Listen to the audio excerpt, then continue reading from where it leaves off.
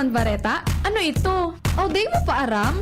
Anarin nga ni. Maray pa, aramon niya to ngunyan sa DCGB. Nata, ano man dapat kong maaraman dyan? Ata, magdaog kita. Aramon niya to ang kakaibang mga informasyon, mga istoryang mapapakinabangan bago ang panguntuhan. Totoo yan. Uya na ang programang Aramon Nyato digdi sa DCGB. Kaiba si Mardela. Aramon Nyato.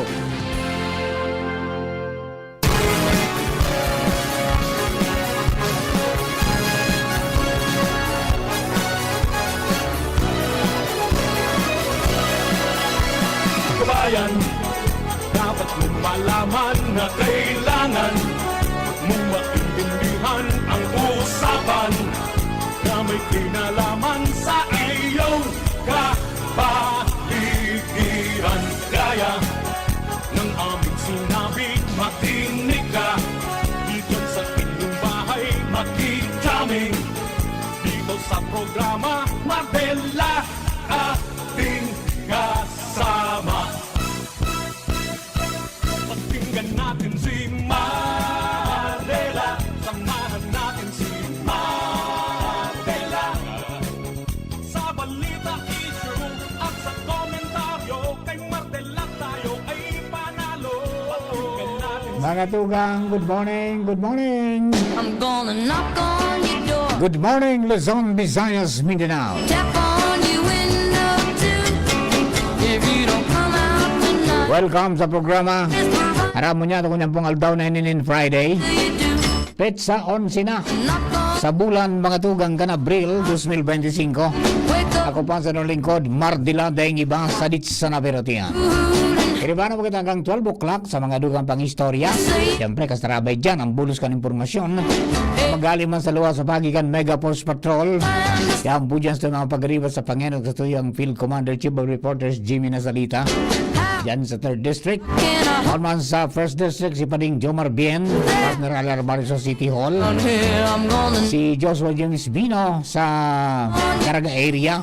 tap on you. Legazpi 4th District, Angel Mostaza. If you At saka Kapitolyo Provincial, diyan po dyan si Karen Nicole Ala. and I'm gonna Sa mga kababayan po niya to, diyan po sa kalsada. At kamuyang mata. DCGB sa kalsada, Henry Damoy Mata sa mobile. Lado Technical, kasabay niya to Ronald Baldo. Yan man sa DCGB Social Media Department, yung mga pag-iriba dyan. Yan, siyempre si Jerome Nico Martinez, ito yung pong IT. just say Siyempre, ang mga OJTs from Cat College, yan po si John April Austero at saka si John Lloyd Lachica. can I hold Si Ringman, mga tugang sa newsroom. with you up Down dyan, sina down here Jenny Matthew Balaran at saka si Shara Meliron. on your bell. Kami po kabos, mga kabayan, minapapasin sa Rungmogmang Morning. If you don't Minasaludar, mga kabayan, naman sa inang pinagigibo sa kanyan. Sana po okay ka mo sa mga birthday celebrators. Happy birthday! I'm gonna Many returns of the day, more life, prosperity, and happiness. I'm Yan. gone. Siyempre, kasabay taman sa DCGB News Online Facebook page, sa mga updates po dyan, tap on si Jimus Barrios. Sa mga bisita na date na po nag-aarabot sa mga kanya-kanyang banwa, tap until you do. welcome po tabi. Gonna knock on And then sa mga turista, both foreign and local tourists, enjoy the sights, savor the taste, but protect our environment. Take the services, mga tugang ito mga DOT accredited na mga istaran, mga kaunan, pati na mga lunadan. Tangani po na makamati kita kan Filipino brand of service. near Alright? Bueno, mga kabayan, down here. I'm gonna knock ang bilis-bilis ng panahon. on your 31 aldaw na sana, mga tugang eleksyon na. As per calendar po yung Commission on Elections. Kaya, puga-puga na. An house to house ko niyan, mga tugang sa kung sa insay na mga kasulok-suluki. Talagang titurukad, ang mga harong, hirlaw ang kusina. Tapos kituktukan ang mga kababayan ta. Tangani sa naman na makumusta bagatapos maipamati ang silang intensyon at mag-imbita na ngaya, uy, magdangog ka mo dyan na banggi ha. counting sheep. Ta matribuna ngaya kami. How can I hold you Kaya lang, pag nagtribuna na may pakaraot na bibarya na kan tawo, abo na kan tawo kan mga pakaraot, no? Kunya na ang gusto ninda, so kung anong giniribot, saka anong gigibuhon. Isa, gusto madagog ninda. Sawa na nga kami sa mga pakaraot ng... Kaya po naman sa mga kababayan ta, adalan po kay Maray kung sisay iyan ng mga persona na nagbepresentar kan sa indang sadiri para magserbi. Di ba? Na ngani po na dahil kita masala asin sa tulong taon imbis na padusa mga tugang ginhawa sa tuyang mamatian. Yan lang ang pwedeng maging basyan niya to na sa pagkakataon na yan sa pitsa 12 kan Mayo, dyan po parantay kita gabos. Daing mayaman, daing pobre, daing may inadalan, saka daing nakatapos, paratas po kita dyan, tig sararo sa nakitang buto, kada individual. Kaya po, wag sayangin yan mga kababayan, na 31 days na yan, na pagpili kan sa indong mga makakatuwang, dyan po sa komunidad, huwag magpauto.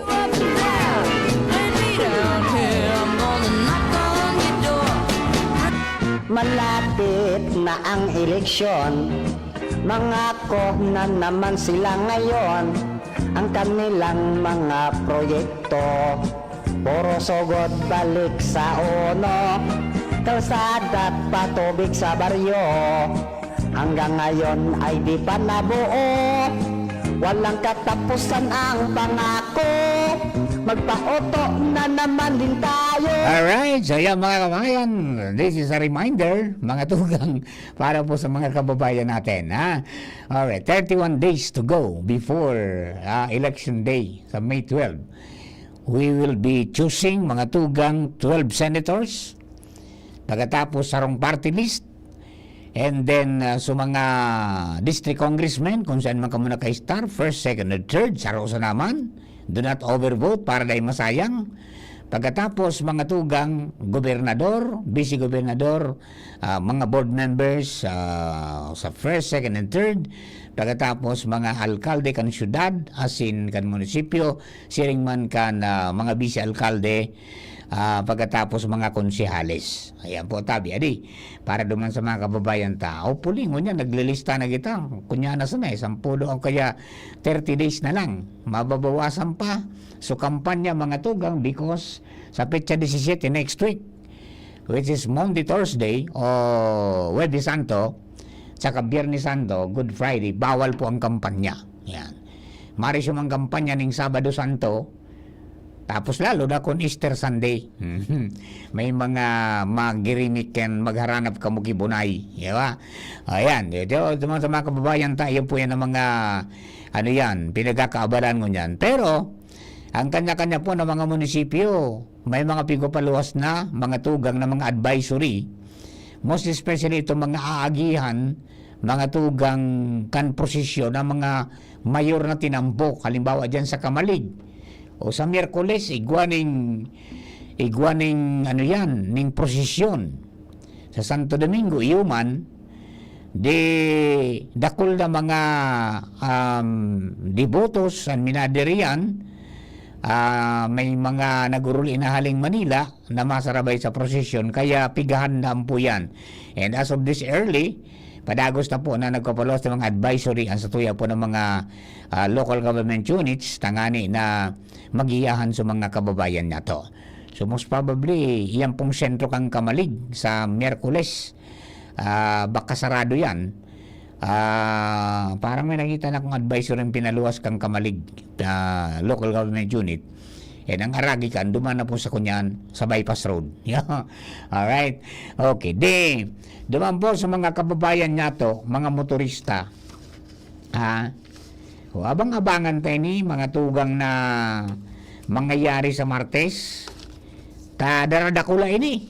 Mga tugang, pag nagkatotoo ini, na projection ko niyan, because after mga tugang kan 4 days na trading duman sa Min of Platts, Singapore, nagluluwas na may pagbaba na sa presyo kan produktong petrolyo na dakula. 3 pesos mahigit, no? So sabi mga tugang kan mga nasa oil industry, pagkatapos ka mga nasa Department of Energy, na piglalauman na po na may big time rollback sa presyo ng gasolina asin diesel sa maabot pong Martes Santo. Pizza 15 araw ng sweldo. May rollback. And ang projection po mga tugang kan DOE asin kan oil industry, ang presyo kan gasolina mababa nin poon sa 3.30. 3 pesos 30 centimos sagkod sa 3.75 per liter. Uy, malaki-laki yan yeah?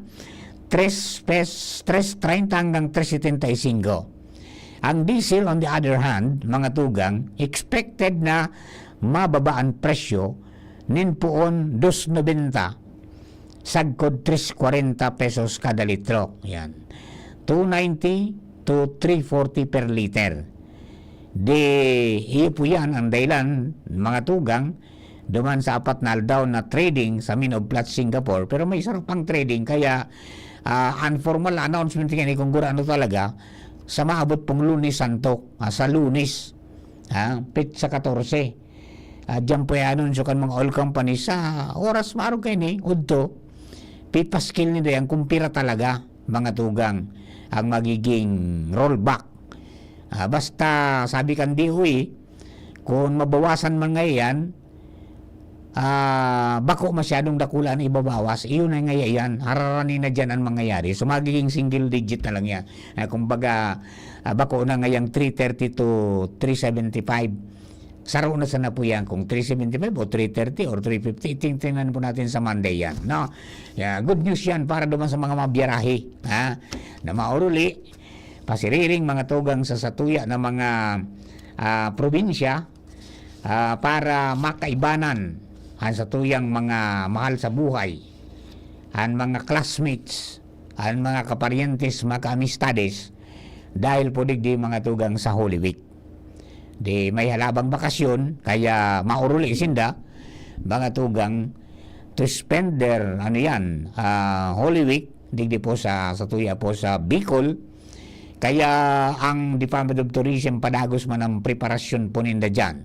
And even yung ating pong mga nasa sa kapulisan, ayan po, iguana po nin mga motorist assistance centers na pigtaltag ang kapulisan. Pagkatapos ang DPWH, by next week, mabugtak man mga tugang, ito pong mga lakbay alalay stations po ninda, lakbay alalay centers, along major highways mga tugang all over the Philippines. So in the case hindi po sa Albay, may mga pigbubugtak po dyan ang DPWH, 1st, 2nd, and 3rd Engineering District offices. Ang digdi sa 1st District, dyan yung bibugtak mga tugang sa Lidong sa Santo Domingo. Digdi sa 2nd District, I think dyan sa may parting Daraga, and then sa 3rd District, duman sa may sendang opisina sa Ligao. Yo.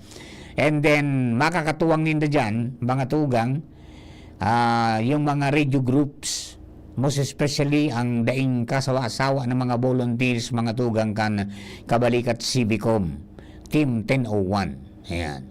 Yung mga katropa natin, hali po dyan sa 333 sa Ligao City.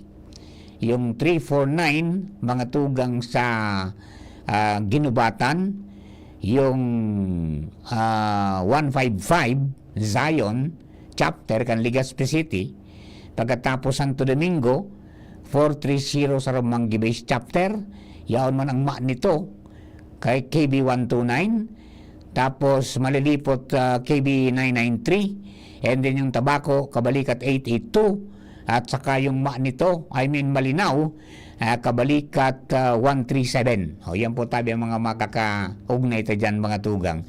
And kami sa Santo Domingo, sa Domingo, Pizza 13, ma-set up na po kami 8 o'clock in the morning. Cancel yung mga radio, yung base radio dyan po sa Basud. Para magamit, kung sisay man ang mga may emergencies, pwede nyong tumawag kung mayroon kayong VHF. pwede ka mong mag-upload sa 143.500 MHz. O yan po tabi ang working frequency, mga tugang kang ano yan, kang kabalikat. And sa mga ali sa Manila, na ginagabayan ng mga chapters may national frequency na ginagamit, kaya ang magiging base mga tugang sa Sumbak base 2, yung 143.500, pagkatapos yun 146250, yung national frequency ng kabalikat Civicom. Diba? So, magdara nin mahabang pasensya. Sabi kang LTO, magbaonan niya kayo ng mahabang pasensya. Tangani po na dahil mag-init ang payo. Di ba? Maiwasan ang road rage. Di ba? Yan po tabi, adi. So mga kababayan ini po na pinagigibok ang DPWH, even ang DOTR, including the Philippine Coast Guard, ang PNP, ang LTO, LTFRB, gabos po sinda mga tugang pinagsugo kan presidente na siguruhon mga tugang naligtas ang pagbiyahe kan mga kababayan nato ngunyan po na paabuton na Holy Week. Okay. Tugatan ni Sorry Ali po dyan sa luwas. This time, Angel Mustaza na sa linya. Angel, good morning. Please come in. Yes, good morning Sir Mar. Good morning po sa mga Paraan Tabayta.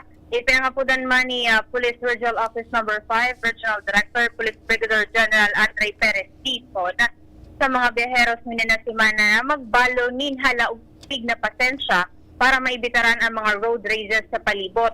Iniyan pangapudan ni Dizon makalihis ang mga nangyayari as nagbubutuan na iriwag sa tinampo sa mga ibang parte ka nasyon nang dahilan iyo anday pagkakasinabutan sa tinampo. Sigun kay Dizon na dapat na siguruhon na nasa kondisyon ang mga sadiri as ang mga gagamito na bisikulo kung mabiyahe para sa kaligtasan kan gabos na road users. Sa pagkipag-urong sa bagong aga kay Dizon, sinabi kay na sobra sa 3,000 na mga kapulisan ansay nang itataltag sa mga estratehikong lokasyon arog kan mga simbahan, terminals, tourist destination, nakataltag sa motorist assistance desk, kasabay pa magpapakusog ka na police visibility as pagpapatrolya para mapugulang anuman na kriminalidad sa palibot asin makaskas na pagresponde in kaso may mga daipigala o man na pangyayari. And at kay Sir Mar, nagkigwa naman siya na pakikipaghuron sa Department of Public Works and Highways, mga LGUs, City or Municipal Disaster Risk Reduction and Management Office, kan mga lugar na posibleng magkaigwa na gabat sa bulos kan trapiko para sa ipapautugman na traffic management. Dangugunta, ang tingog ni General Dizon. Ang unang mensahe at bilin natin sa ating mga kababayan na nagbabiyahe, mga biyahero, mga gumagamit ng kalsada ay yung pagbabaon nila ng mahabang pasensya. Yung isipin nila na may mga mahal sa buhay na naghihintay sa kanila sa kanilang mga tahanan. Hindi lang silang may hawak ng Manila, pagkus yung madadaanan nila. So madali pong pumasok sa kompromiso, mahirap lumabas dito. Palampasin, palipasin, at sarilinin na lang ang sama ng loob, palipasin na lang sa pagkain, pag-inom ng soft drinks, ang malamig na tubig para yung kanilang sama ng loob ay mapawi. So yun po. At Iniguro man ni Dizon ang kahandaan kan labang miyembros kan Kasurugkap para sa obserbasyon man po Sir Mark kan Semana Santa 2025. Angel, tama yung narinig ko, 48 max motorist assistance centers ang ibubugtak kang kapulisan. Buong Bicol yan. Opo, sir. Hey, no. Ayan, di talagang grabe ang preparasyon mo niyan piglalauman na dakulan maruso pa uli. Sa Horohalawig po baga Sir Mar na bakasyon iyan. Tarapusan naman kan mga klasikan mga estudyante. Yes, yan. Lalo sa mga DepEd schools, balik na sa dati, Alright, sige. So, yan po Sir Mar, ang mga informasyon taman kan makahuron ta sa bagong aga si Police Brigadier General Andre Tizon. Yan po ang mga dagdag na bareta, halis sa luwas sa Angel Mustaza, DCGB. Thank you very much, Angel. And tama ito, yung mga Municipal Disaster Risk Reduction Management Council and maging ang mga MDRMOs preparado na. Diyan po Santo Domingo, nag-meeting na inaktibar na giraray ang Incident Management System, no? Para diyan po sa sa Oplan Sumbak, Oplan Sumbak. Ang iba, o plan lakbay alalay, o plan biyaheng ayos sa DOTR. Pero saro man lang po ang sumada kaya ang gusto ninda, maging safe ang biyahe asin pag-ururugma kan mga kababayan ta. Kaya sa mga areas po na may mga tinampo, may major routes na pigagian ka mga motorista, plus may mga resorts sinda, ha? May mga beaches na pigdadayo, doblado ang sa inda pong preparasyon dyan. Igwang sa tinampo, igwang sa mga kadagatan asin sa resort. Kaya yung hagad sa mga may-ari ng resorts, mga tugang, siguro ho na kapag may operation ka mo, igotabi ning lifeguard, ha? Igwa ning baywatch sa mga kadagatan. Tangani na masiguro mga tugang na dainin magbuwis din buhay.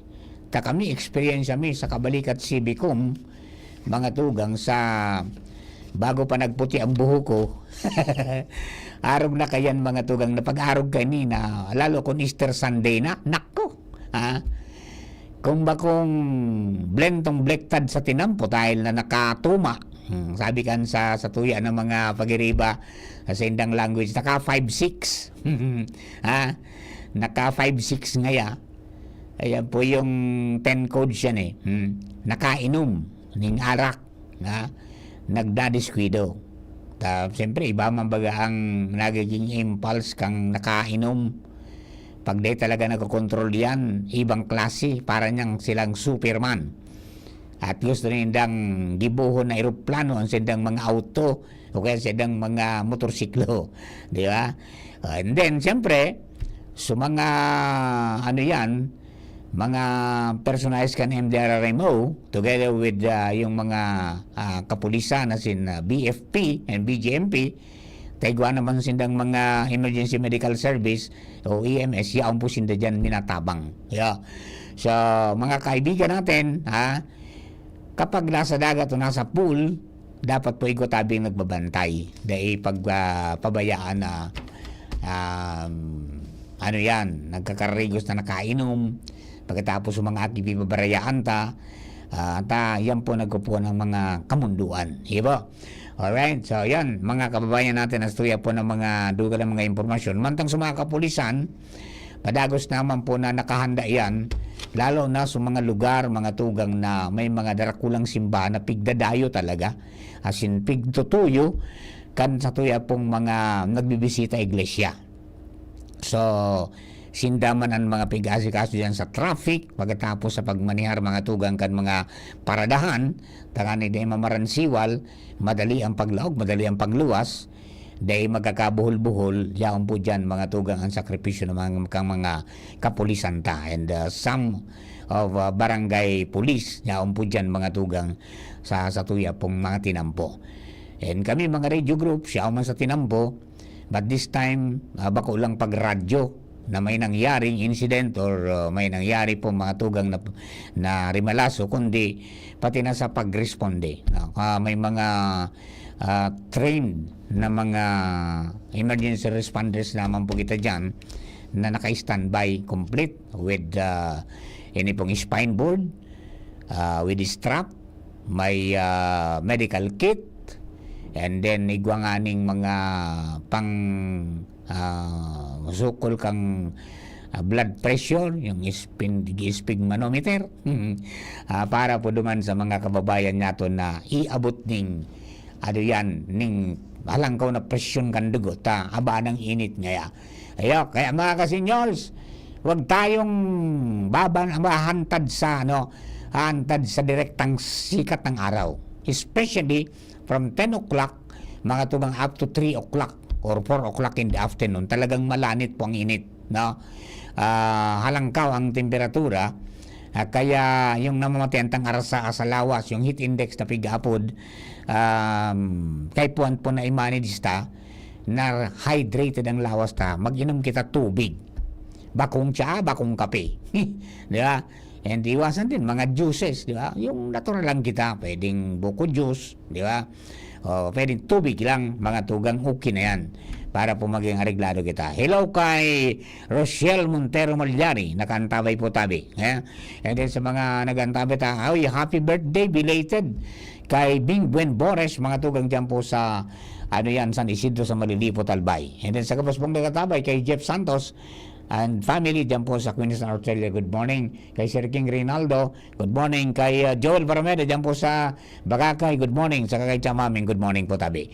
Oras na to, alas 11:35 na ng pagkaga. An oras hatod sa Indocal Artisan Joint Supplement. Bumabagal ang galaw dahil sa joint pain at arthritis. Mag-Artisan. Plemex for kids. Mommies, agapan agad ang ubo at plemang nakabara. Pambatang lagundi. Plemex! Optin Lutein Capsule. Alagaan ang paningin sa tulong ng Optin. Kitang-kita ang kalusugan ng mata. Plemex. Pag may ubo o hika, Plemex agad. Basta lagundi, Plemex. Liver Aid Silimarine Capsule. Ang good drinks at good food, perfect combo. Isama pa ang Liver Aid. It's liver lover, boys. Ginebra San Miguel. Gin is in. Gin to win. Gin's Tanalo sa One Ginebra Nation. Promo runs from March 15 to July 31, 2025. For DOH FDA CFRR permit number 0017 series of 2025. Drink responsibly. Kung ikaw ay edad 50 pataas katulad ko, may mataas na ang risk ng panlalabo ng paningin. Mas challenging ang pang-araw-araw na gawain tulad ng pagbabasa, pagsusulat, at pagmamaneho. Ang Optin ay may lutein na maaari makatulong sa kalusugan ng mata, nilalabanan ang epekto ng glaucoma, macular degeneration at katarata. Kitang-kita ang kalusugan. Mabibili ang Optin sa mga pangunahing butika nationwide. Mahalagang paalala, ang Optin ay hindi gamot at hindi dapat gamitin panggamot sa anumang uri ng sakit. Kayo po ba ay may katanungan sa PhilHealth? Makinig sa programang Alagang PhilHealth kasama ang PhilHealth Regional Office No. 5. Mapapakinggan tuwing Huwebes alas 10 hanggang alas 10:30 ng umaga sa DZGB. Damang-dama ang benepisyo ng PhilHealth sa Alagang PhilHealth. Pre, makinig ka muna. Payong kaibigan lang ha. Work hard, play hard. Yan ang motto ko dati. Pero nakakapagod din pala katagalan. Sa gitna ng lahat ng mga puyat, inom at pagkain ng masasarap, kasama na ang oily at fatty foods, kailangan pa ring bantayan ang kalusugan. Tamang kontrol ang kailangan. Katuwang ko, ang Liver Aid. May silimarin na maaring makatulong protektahan ang atay. Cheers to more good times. Be a liver lover. Mahalagang paalala, ang Liver Aid ay hindi gamot at hindi dapat gamitin paggamot sa anumang uri ng sakit. Ang good drinks at good food, perfect combo. Isama pa ang Liver Aid para sa kalusugan ng atay. Mabibili sa mga leading drugstores nationwide. Ciudad Canlegaspi, si Consi J. Pili, handang magserbi. Con si J. Pili, dedikadong servidor si J. Pili, tinatabangan niya gabo si J. Pili, para sa Legazpi nyo si J. Pili, serbisyong na matanos.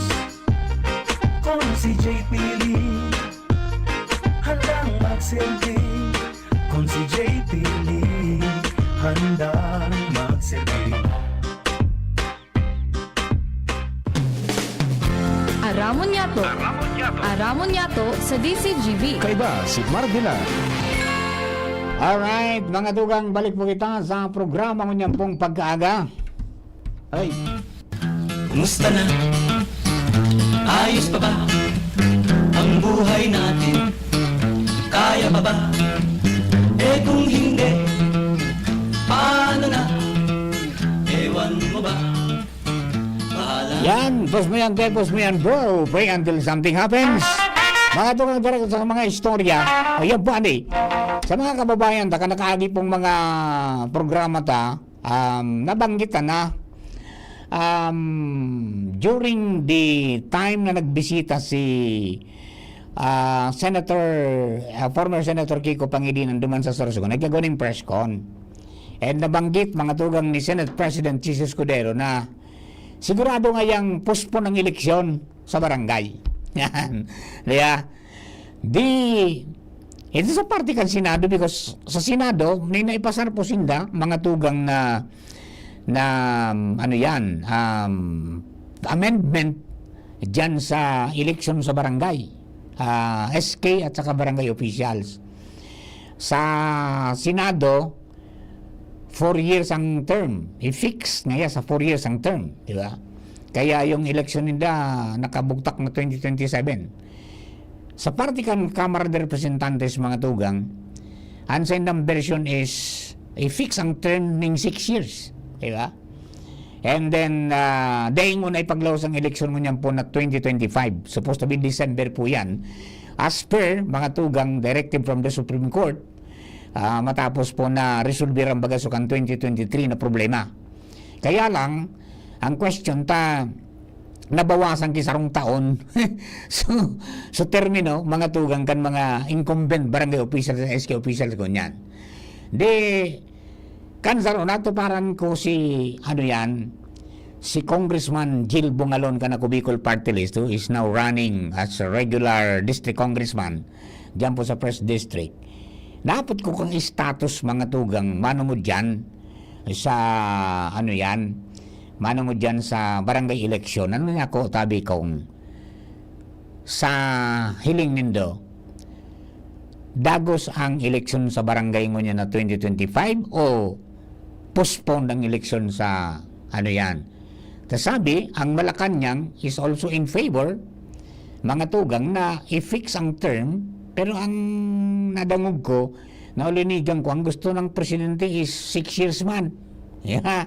Di may magkakaibang version. Yung Malacanang 6, yung Kamara is 6, yung Senado is 4.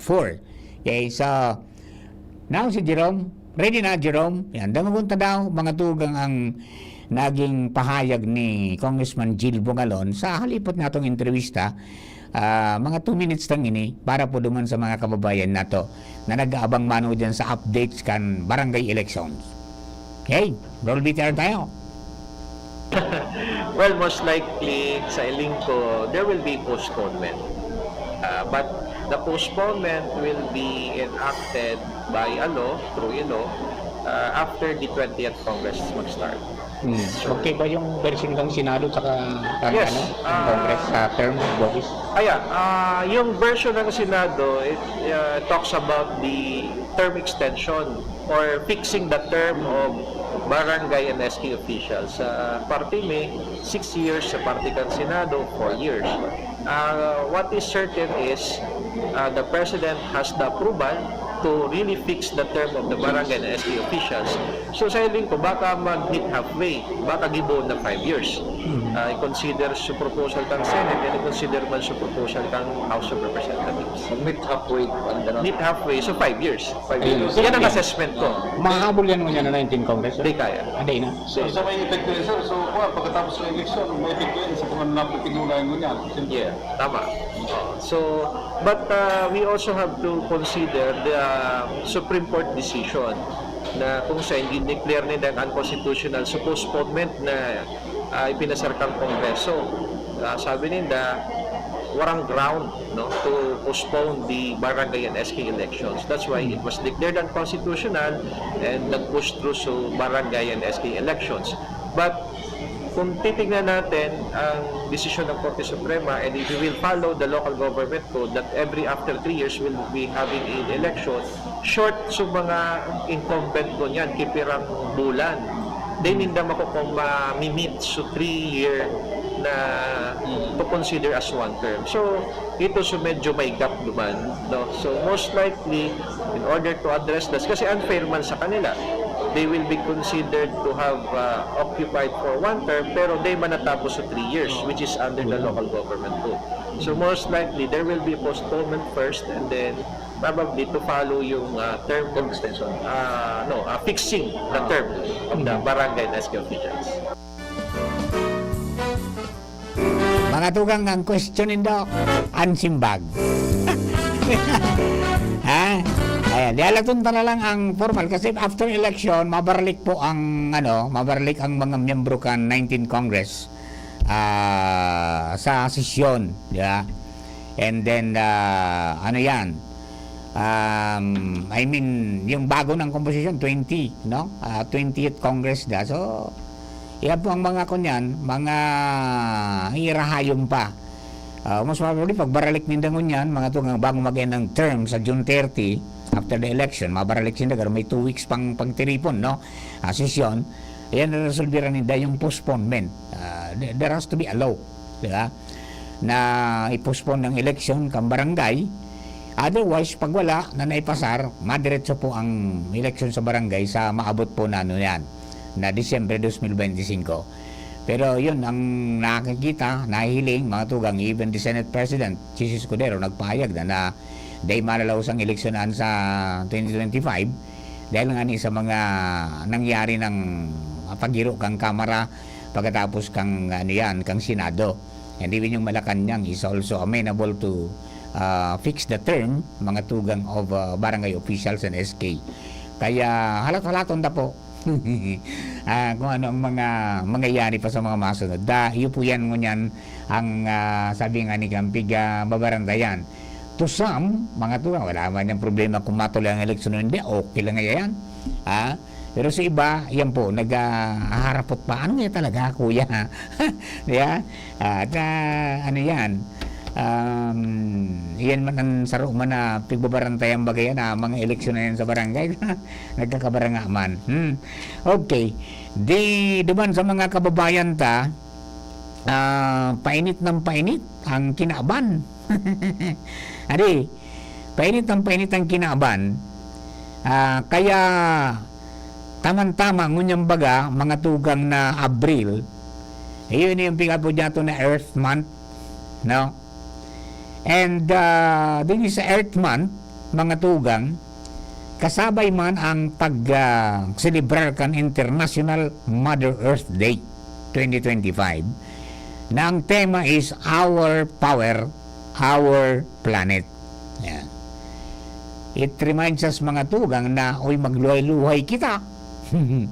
Kan padagos ta ngayang pagkunyan, pagkonsumo ng mga kuryente na minapainit mga tugang sa kinaban.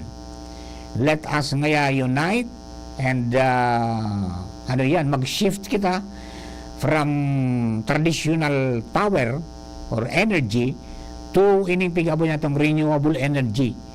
Mga sources hali sa sun na walang bayad, di ba? Hali sa saldangan aldaw, hali po sa aldaw, yung sun energy, di ba? Yung solar energy. Tapos igwaning wind power, di ba? Yung wind energy, igwa manin wave energy ngunyan, hali sa ukol kang dagat, pigigibuan na po yan ng mga paagi. Tapos siyempre yung pinakang safe and ligtas, yung po na geothermal power. Hindi ko kita ng hydropower. So marami mga tugang, and ako na po nagkaka-interest kayan digdib sa tuya pong palibot. Pero siyempre naon po talaga ang pagmawot na by 2030 marami kadaklan ngaya makakunya na makadumana kita sa renewable energy. Ewan natin dito po sa Albay, di ba?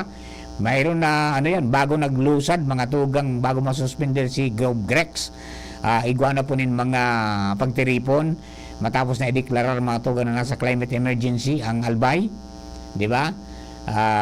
Kunyan, nagkaiguanan ng mga pagtiripon, energy summit, kasabay yung financial summit, manong dyan, iguanang nag-signify na mga investors nagbirisita na sa mga site, mga tugang para magbugtak ng nasambit pong energy, yung renewable energy.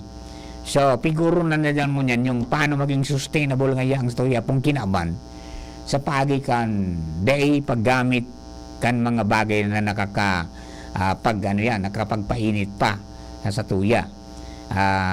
Most especially yung epekto mga tugang ng climate change. Kaya naramdaman ko nga ini na sa Kamara, sa Kongreso, yung sarong Bicolano, mga tugang na kongresista, yung Agri-Party List Representative baga si Manoy Wilbert Lee kang Sorsogon, may pig-file ito garong Republic Act na ini para sa pagpakusugan representasyon kan mga farmers and fisher folk sa decision making bodies related mga tugang sa climate policy. siyempre nahiling ang grabing distraction mga tugang, darakan mga nakaging mga kalamidad na because of climate change, scientists attributed that kaya nagkaprakusog ang bagyo because of climate change. Ang panahon ngayon nagbago na ang panahon. Kung ito ngaya ano yan, mga 280 sa lang ngunya ngayon, nag-300 na, di ba? So, dahil lang po dyan, mga tugang, may vulnerability ang mga agricultural communities dyan po sa climate change. Siyempre, natural, apektado ang mga pagtatanong, mas iba pa. So, yung tridyang pigdadara, mga tugang ang kalamidad, sa mga parao, mga sinparasira. Pagkatapos na rapaduhon mga tugang sa ng kabuhayan, dahil nawala sa kundi utang, asin lalong pagkalubog po sa pagtios. Yan ang pigpuntusan mga tugang ni Congressman Wilbert Lee. And ang sabi, mga tugang, dapat na siguruhon ngaya na ang mga apektado kan disaster, lalo na ang mga farmers and fisher folk, may makusog na boses sa pag-craft ng policy that directly impact mga tugang their livelihoods and well-being, tangani po na mas ma-resolveran sa ina pong problema. O, yan po tabi, adi, para sa mga kababayan ta. Tayang baga, tamang-tamang, ngunyan po na Abril, iyo po nasipika po niya itong mga tugang na Filipino Food Month, di ba? O, di, ang mga parao matabaga, mga parasira, asin mga local food producers, iyo po ang talagang panginot na naapektaran ngayon kayo pong climate change.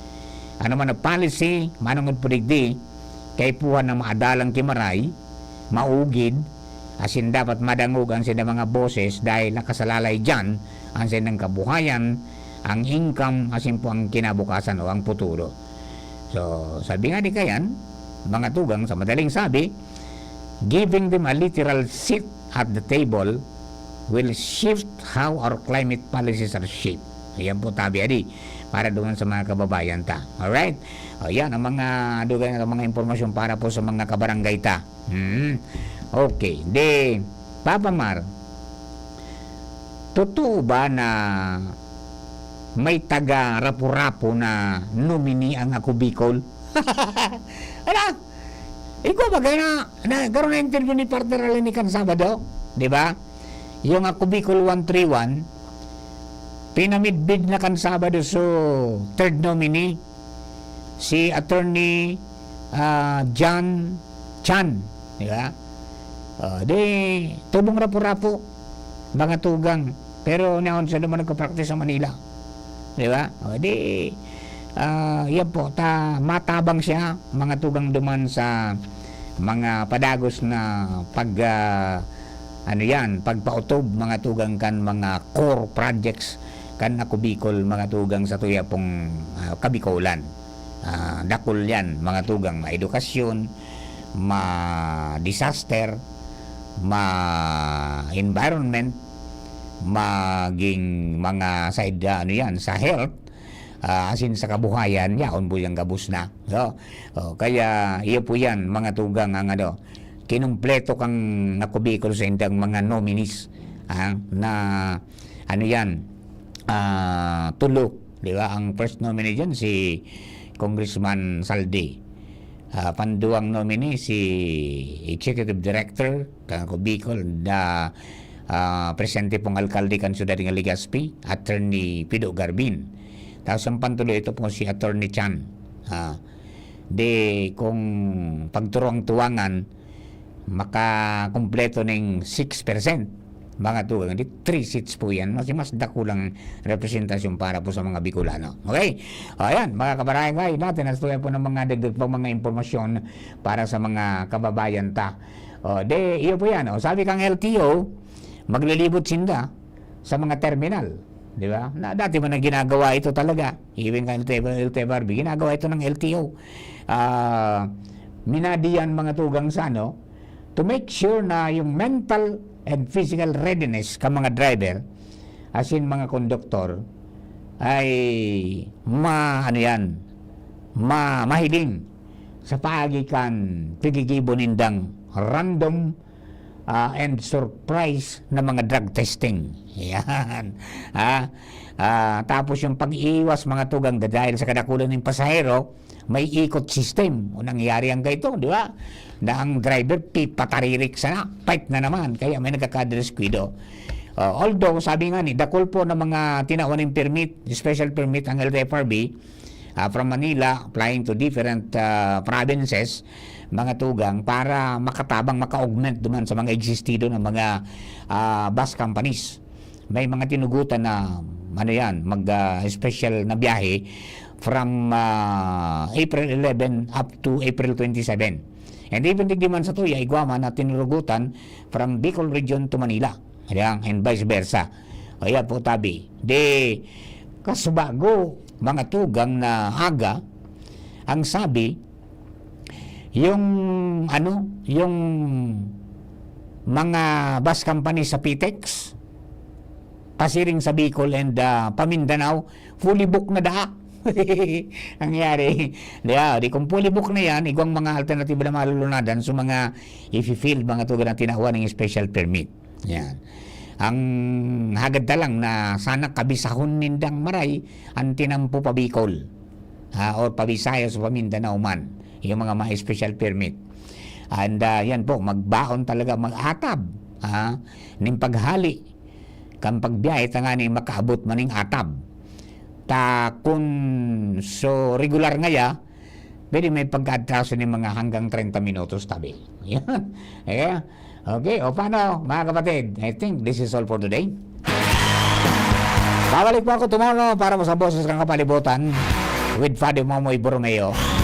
Every Saturday po yan. Okay? And diba sa mga kababayan para po kabilog na tropa, ako po si Mardela. Thank you for keeping us company. God bless the Philippines. Sabagan na po ang masunod.